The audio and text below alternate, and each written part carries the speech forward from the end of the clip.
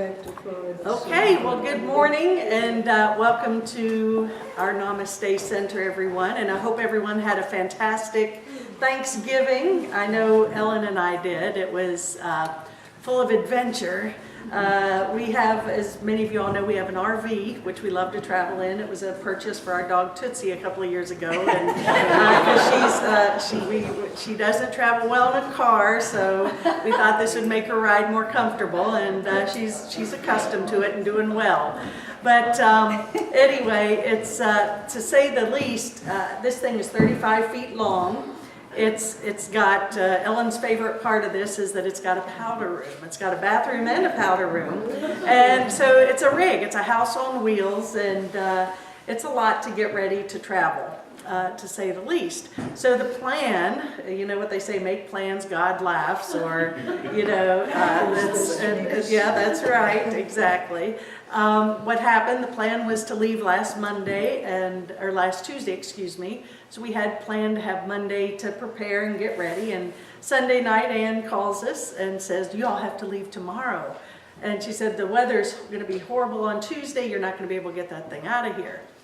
So we're like 9 o'clock, okay, what do we do now? So we threw everything in the garage that we needed to take, and we packed up everything, and of course, then our friend Candace drove me down in the morning at 6:30 to pick it up, and brought it up the hill and packed her up and made it there before dark, and it was all good. Well, we get there, and I imagine it was pretty cold here, but we went to West Virginia, 300 miles, stayed in a really nice RV park, and all of a sudden, we'd never taken this thing out in the cold like this before, so we didn't know what we were getting into. And so anyway, one of the things that happened was we thought we figured out how the heat worked, but and it was working, and then it wasn't. So we went out for 5 hours and came back, and the poor dogs were like popsicles. And the heat had gone up. It was horrible. It was so sad. And so we're wrapping them up in blankets, but we figured it all out, so that was a good thing. But we wake up the next morning to frozen pipes, completely frozen, and so no water, and you know, it was interesting. And so it was, of course, then again, you know, as A Course in Miracles says, everything is for your own best interest. So what are we thinking about here? Well, what's this about? How's this in my best interest? Or better yet, as in Romans 8:28, it says all things work together for good. So where does this fit in? And then you throw the holidays into it, and I have to say it wasn't that stressful in the family situation. I mean, it's certainly to see my parents, and they're aging and moving a little slower, and that's not a lot of fun, but they're in great spirits, so it was great to be with them, and of course my siblings and nieces and nephews, and we had lots of good food, so many things to be grateful for. But it could have also been a disaster had I allowed myself to go there and get upset over it, because it was cold, cold, cold, and I'm out there like with the ice trying to get this thing unfrozen, and it was, needless to say, it was not the most pleasant outdoor experience. But after we got it all heated up, it was very cozy and wonderful.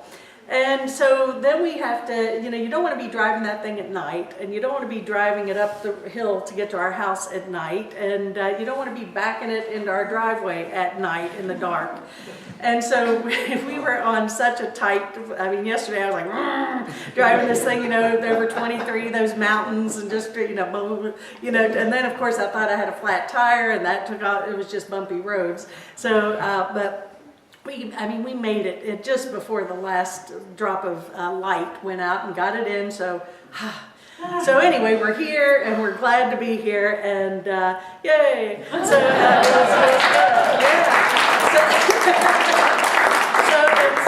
So I think everyone, I noticed by the time we started, 10 after today, it seemed like the pace with everybody just a little more laid back, and no one's in a rush, and that's it's sort of about a balance. Are we going to be so rigid to start right at 11 a.m. or are we just going to allow everyone to mix and mingle and whatever? I don't know. It's all for our best interest, though, I know that, and all things work together for good.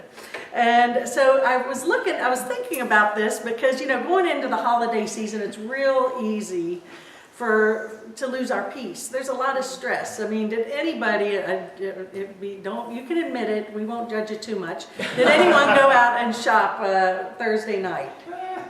You wouldn't admit it if you did. Okay, this is... I did online. Got a generator. Oh, there you go. Good. Online, It huh? was on sale. Yeah. Well, I did that. Last year, Ellen's daughter and son-in-law and the grandkids came in, and they wanted to go to Target. So I had that experience last Thanksgiving.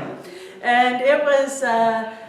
unbelievable. I mean, here it's freezing and the line is around that shopping center, Target's on the far left, and went all the way around to the shopping center to the back, and then just loop back around, and then people and I was like, whoa. And we were in for an iPad. That's what they wanted to buy for Ellen. And so it was just madness. I couldn't believe it. That was the one and only time that I think I'll ever experience that. And I just can't imagine the fun. And this year, if you're on Facebook, now they keep a running tally of deaths and injuries for Black Friday.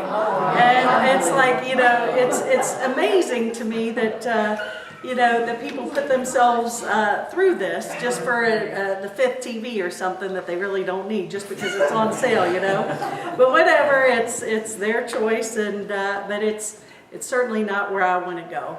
But anyway, so the holidays can be stressful. The family being with them or not being with them can be stressful. The stress of gifts, if you're exchanging gifts, and then you've got the holiday meals to prepare, and the parties and the decorating, and after a while it can be a little bit daunting and overwhelming.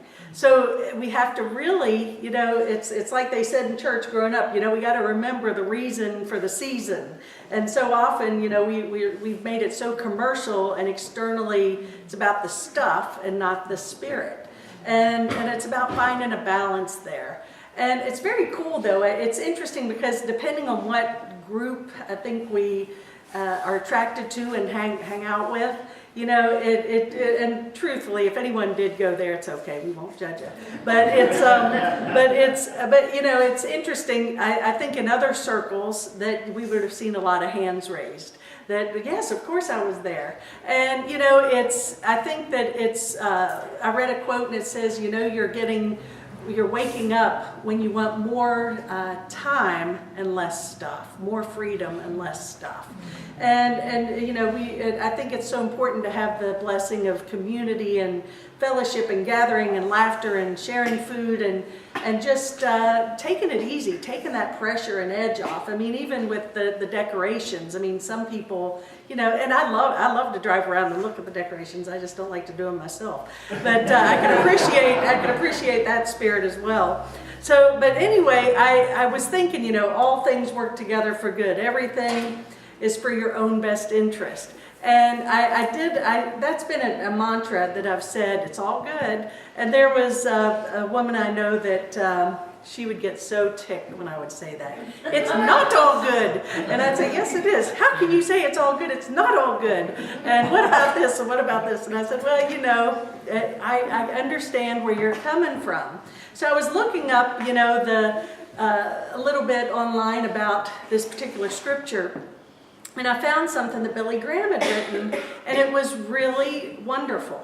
And I feel like it really makes this very usable and also applicable in our own lives. And it's just his summary of what this actual verse means. And he starts off and he says, all things are not good. It would be a mockery to say that they are. The death of a child is not good. Cancer is not good. Drug addiction is not good. War is not good. Blasphemy is not good.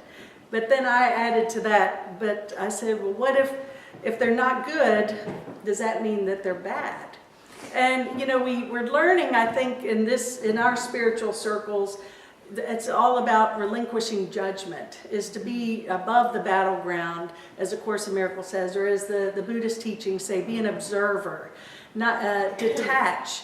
not allow ourselves to emotionally get invested in all the stuff in the world, but rather just to be able to be in the world, not of it, to just sort of flow peacefully through life. And that is, the easiest way we can do that is to relinquish judgment. If I'm judging, well, this is good and this is not, I'm going to constantly never be satisfied. But if I can just make peace with what is, it is what it is, as our friend Terry tells us every week, one of my favorite songs. But it is what it is, and it's up to us how we respond to it. And he goes on to say, the Bible says, we know all things work together for good to them that love God, to them who are called according to his purpose. And he goes on to say, in the chemistry of the cross, God takes things that in and of themselves are bad and puts them together, much as a chemist might make chemicals that in and of themselves may be toxic and make them into medicine that brings healing. Just a thought. And then it says, he goes on to say, many of us have salt with our meals. Table salt is made up of sodium and chloride. By themselves, sodium and chloride are deadly, but together, then again, they can be helpful to our body. So it goes on to where this is moving to. I found it quite interesting because at first it seems as though, and all due respect, I do have great respect for Billy Graham and can't say I'm 100% in alignment with everything he says, but this was a wonderful piece that he shared here. And he goes on to say, God can take things that are bad and put them in the crucible of his wisdom with love. He works all things together for good and gives us the glorious, wonderful promise that he will do so. And then he goes on to say, we know that we have victory over sin and over Satan. But in this verse, Romans teaches us that we also have victory over circumstances. It goes on to say, all things work together for good. Well, the sin and the Satan thing, when I think of Satan, I think of horns, red skin, fire, the tail, just yuck. And scary. And then when of course, sin is, sin bad, you don't want to be a sinner. And of course, what a lot of religious teachings tell us, Lord, I'm a sinner. And, the new paradigm that I choose to align with about Satan to me is just that voice that's keeping us distracted from our true essence, our true nature. And sin is, in the Course in Miracles, I love just the simple definition, defined as lack of love or loveless perception. That's all sin is. It's a mistake. It's nothing that changes our eternal nature. But what changes our eternal nature is the attachment and the mind and the meaning that we give it. So if I focus on my perfection as a child of God, an eternal spirit of love, then that's what I'm allowing to come forth. If I'm focusing on the other, then that's what I'm creating in my life as well. So one thing that I do love here that he talks about here, is that, let's see, he goes on to say the promise that we will all become more like Jesus, and that we all are created in the likeness and image of God. And he goes on to say, no matter what our circumstances, that never changes. And I found that interesting to come from this, because come from him. Because, again, he mentions blasphemy being bad earlier, and many teachings say that to think that I am at all, it's at all possible for me to even imagine or think that I can be equal with Jesus. And yet he says here, this is our function and our role to claim that, to awaken to that. And I don't, relate this only to Jesus. I relate this to all masters. Anyone who walks this earth as a master, and there's been many, and there are many, I think, that walk the earth today, that live completely in that space of love and from their heart. But I believe the way that they've been able to do this is that they've been able to do this because they've chosen not to dive into the battlefield. They're not getting caught up in the conditions of day-to-day life and the challenges and the struggles, but rather they know that within them there is a spirit, the Holy Spirit of God, that can transcend and heal any of this. But it's up to us to be vigilant, to stay in that state of mind. And every moment we have that decision to choose love or choose fear. Train ourselves, train our mind.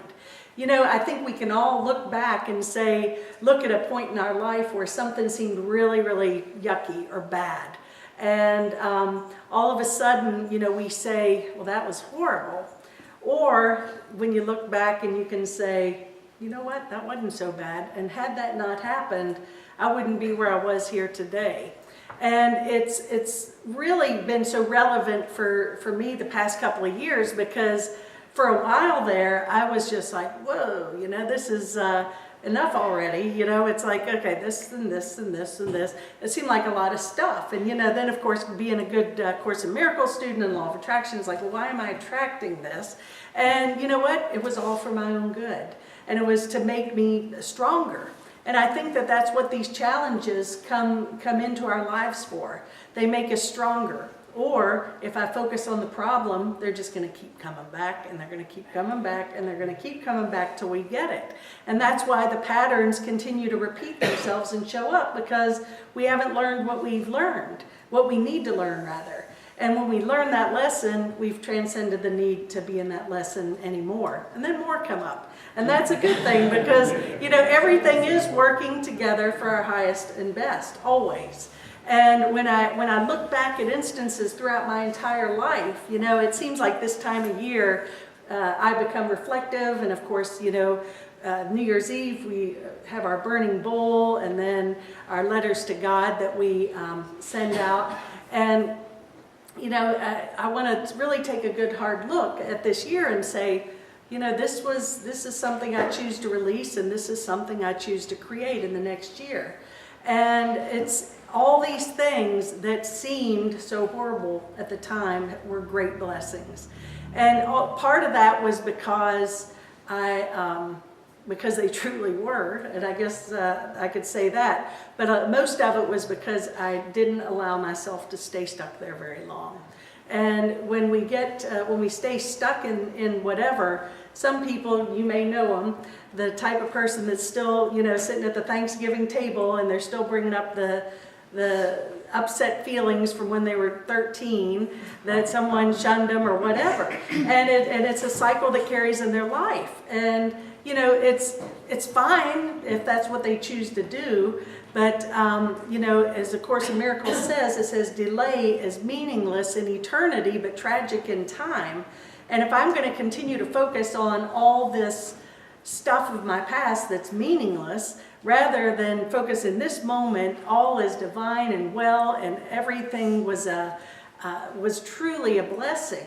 And that these situations that came into our lives were there to help us heal and grow and to become stronger spiritually, and to be more powerful of a presence in our day-to-day lives. And I truly can express this from total experience and knowing that that's the case. And I'm not claiming perfection up here either, because I certainly have many moments when I can say things that maybe weren't coming from the highest degree of love, or my actions don't reflect that. But I think that the gap gets much tighter. I don't stay in it. I don't get upset. I just am willing to laugh it off a little quicker now. And to bless the players that really came in to help me grow from this experience. And to see, I think that when you look at situations, I can look at things years ago, and there was one situation that I was stuck in for a long time. And and of course it was angry, it was hurt, it was betrayal, it was blah, blah, blah. And it was a story, and I can guarantee I could tell you all that story and get you all involved in it, and you'd be like, oh God, but then I realize now, after I chose to take the path of healing and forgiveness, that I see that was a great gift. It was truly a great gift. So I think the greatest gift we can give to support each other spiritually is when these things come up, if we do, certainly be compassionate, listen to our story, offer support, but then gently lead each other down another path. You know, it's like, okay, we've been down that path long enough. How about coming here? Because we're all spiritual family. We're all teaching and we're all learning from each other. And yes, we're going to have situations. There may be sickness. There may be traumatic situations that happen. And yes, we're here to support each other in that process.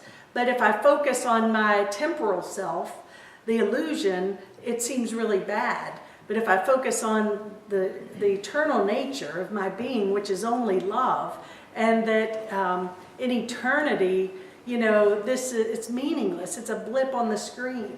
So if we can lead ourselves and each other to that path of awakening rather than hell, lead each other to heaven, I think we're fulfilling our purpose here.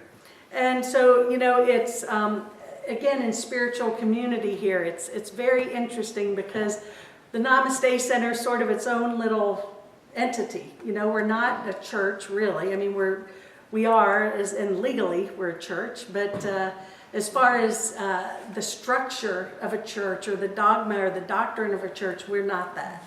And also, you know, we don't, for those of you that have been here for a while, you can see we start 10 minutes late sometimes, and that's okay. You know, it's just, it is what it is. But it's also, you know, there's, what I find interesting is it takes a lot to operate a church or an entity like this. And it takes resources, it takes financial resources, it takes money, it takes volunteers, it takes a lot of everything for people to come together. And I know that it would, and I don't want anyone to feel pressured to also, you know, yes, we need that support from all levels. And on the other hand, if you're coming in like, oh, I gotta go do that volunteering again, you know, that's not the spirit that we want to come from. We want to come from love. And when we do this, it's about finding the balance and going into your heart and saying, how can I be of greatest service here, you know, and maintain balance and do it in joy and not in drudgery. And that's why I think too that Prosperity Plus program is so powerful, because it reinforces the how valuable it is to step up and to be of service in all ways. So you're not only tithing your finances, but your time and your talents. And it's all, you realize that the more you do it, the more you want to do it. And I think that the people in the group will attest to that, because it's very powerful. But again, it's not about beating anyone over the head with it. And it's about going with the flow and opening up to a new paradigm and a new way of being and doing things. And I don't even know what that looks like. As I always say in my prayers and meditation, you know, I place my future in the hands of God and the center's future in the hands of God, and just ask that we be led and guided. I have no idea where we're headed, what we're doing. And to some people, they say, well, that's like, wow, that's not going there. But on the other hand, to me, it's, I kind of got bored with the other paradigm, the old paradigm. And together, you know, what I just look out here and I see like all the people that come on a regular basis and who really have gotten so connected at a soul level with, and just, you know, it's amazing. It's just amazing, and how people step up. I'm just looking around and who does what and how what the gifts they brought to this, and we truly are all one. And so it's really, I think, about relinquishing our judgment, not being attached to the outcome, just giving freely. You know, we're so programmed to give to get. Now, granted, the Prosperity Plus program is a little bit of give to get, but if you're doing it with that modus operandi, you're probably not going to get the benefit. It's about giving freely from your heart, and then the gifts multiply tenfold. It's amazing. But if we can let go of judgment of self and others, let go of attachment to outcome, huge step in awakening. Also, I think one thing is so huge is gratitude for everything. You know, it's because we have so much to be grateful for. The fact that we're in here, we've got nice clothes, we've got heat, we've got a beautiful building, we've got food to share, we do have wonderful, wonderful everything to be grateful for. So is my attention focused on that which I'm grateful for, or is it focused on that person who cut me off in traffic, or that person who I didn't think was kind to me, or whatever? You know, we can't get into another person's head, but very simply put, either if a person is acting insanely, it's a call for love. That's what it is. And it's up to me to respond with love, to answer that call with love rather than judgment and stepping back. And so, again, it is all good, and everything is for our best interest.